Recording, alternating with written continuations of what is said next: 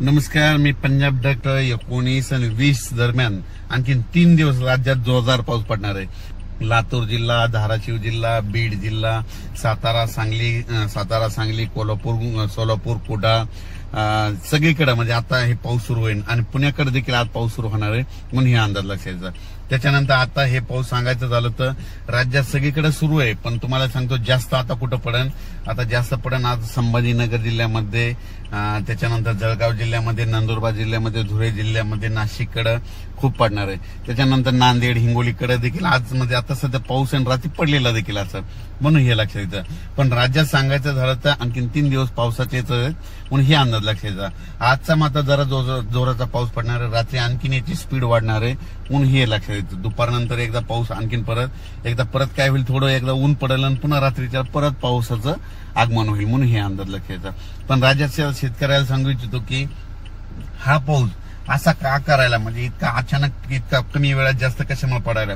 मी पहिल्यापासूनच म्हणलो होतो की पृथ्वीचं वाढतं तापमान ग्लोबल वॉर्मिंगमुळे काय झालं, या तापमानामध्ये वाढ व्हायली. तापमान वाढलं की गरमी वाढली की हवेचे कमी दाब तयार होतात, लगेच बाष्प खेचले जाते म्हणून महाराष्ट्रामध्ये पाऊस वाढायला.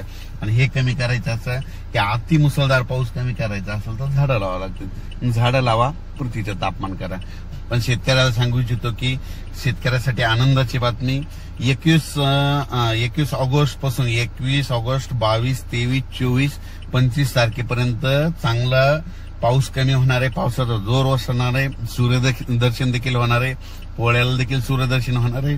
फक्त काय असं आहे तुम्हाला सांगू इच्छितो, जर 21 तारखेला पाऊस उघडला तर कधी मध्ये काय होतं, ह्या त्या 5-6 दिवसामध्ये स्थानिक वातावरण तयार होऊन काय असतं, पाऊस पडतो म्हणून हे लक्षात घ्यायचं. राज्यामध्ये आणखीन जवळपास मी म्हटलं होतं ना की विदर्भामध्ये जास्त पाऊस पडणार आहे, तर त्याच्यानंतर खडकपूर्णाचं पाणी सोडावं लागेल. तर खडकपूर्णाचं पाणी सोडलं. खडकपूर्णाचं पाणी येलदरीला येणार होतं, तर येलदरी धरणाचे दरवाजे उघडावे लागतील, तर येलदरीचं काल पाणी सुटलं. त्याच्यानंतर येलदरीचं पाणी सिद्धेश्वरमध्ये जाते म्हणून सिद्धेश्वर धरणाचं देखील पाणी सोडलं.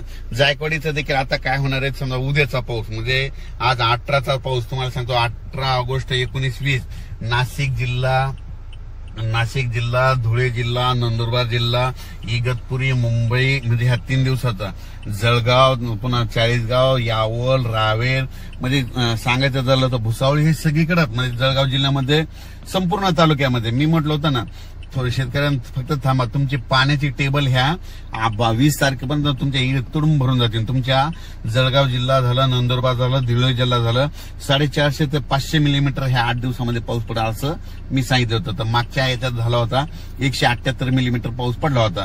तर आता जवळपास 200-250 झाला असं. तर त्याच्यानंतर हे 150 काय होणार, ह्या 3 दिवसामध्ये त्याची सरासरी भरून जाणार आहे म्हणून हे लक्षात. अचानक वातावरणात बदल झाला की लगेच उद्या एक मेसेज दिला जाईल. धन्यवाद.